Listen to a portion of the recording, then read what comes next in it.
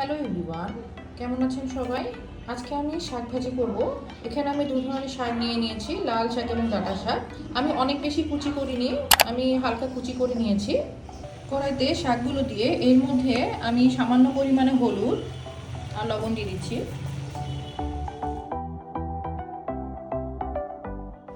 ঢেকে এখন এটা সিদ্ধ করে নেব।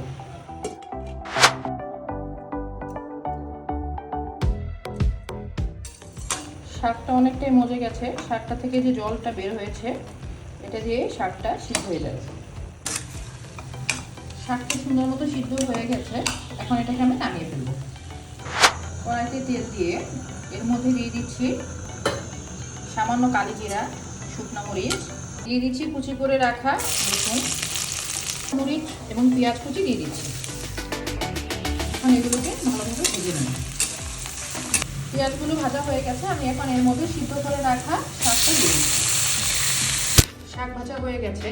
আজ আর নয়, আজ এখানেই শেষ করছি। ধন্যবাদ।